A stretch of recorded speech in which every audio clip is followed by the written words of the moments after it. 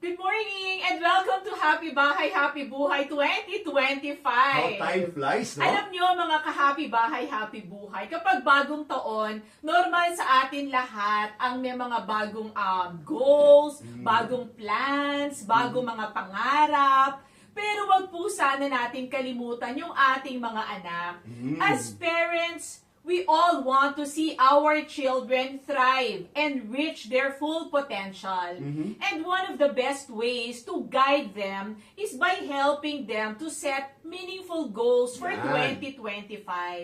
Kaya naman po today, dito sa HBHB, we are sharing 4 practical tips to encourage our children to dream big and plan wisely for this year. Ganda yan. Let us inspire a new generation of achievers.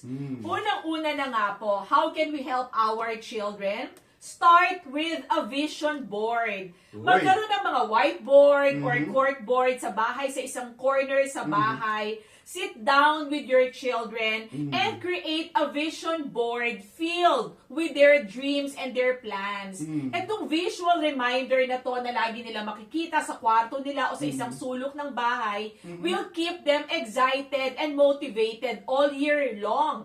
Pwede nila dito ilagay, honey, ano yung mga pangarap nila, yung mga goals nila for the entire year. Kaya naman, this vision board will remind them the entire year kung ano yung dapat nilang ma-achieve. Tama, honey, no? Yung iba, honey, ilalagay yan sa kanilang mga bedroom, or yung iba, inilalagay yan sa kanilang mga refrigerator for them to Parang be maliit yata ang reminded. refrigerator.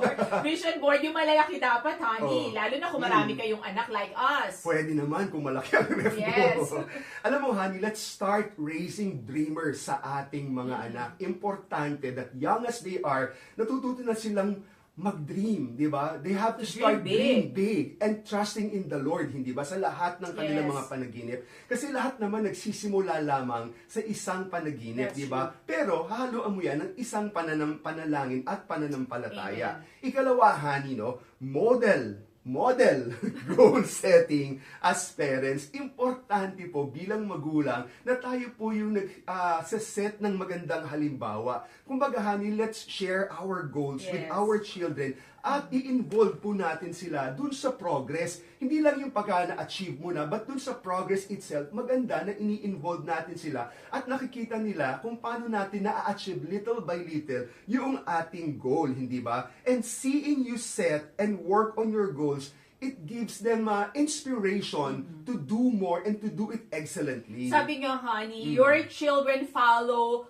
more what you do, more than what you say. Kung nakikita nila na yung mga magulang nila marunong mangarap, marunong magplano, mag-set ng goals, then they will do the same. So, good role modeling. Tama yan, honey. Amen. Ikatlo, teach your kids to make practical goals. Maganda syempre na may mga pangarap na I want to become successful, I want to become like this and like that. Pero dapat yung goals nila, teach them to set goals that are measurable, Achievable, honey. kumbaga. Yes, yung specific goals, yung relevant and achievable and time-bound. For instance, instead of your children saying, I will do good in school, I will become more involved in school, why not tell them or encourage them, anak, instead of getting B, why not get an A sa iyong math subject? Instead of getting 80 sa algebra, why not achieve for 90? Instead of them saying, Mommy, Daddy, for this year, I will be more obedient.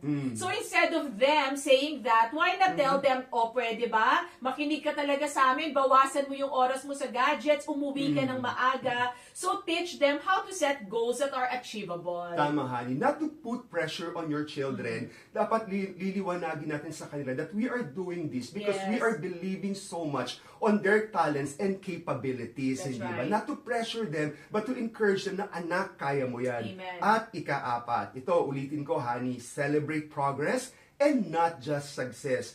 Encourage them to take small, consistent steps towards their goal. Dapat consistent, honey. Yeah, everything starts with small steps. That's right. Celebrate milestone along the way to keep them motivated and confident. Parents, as we teach our children to set goals, we are not just helping them achieve success, but we are equipping them to live a life with purpose,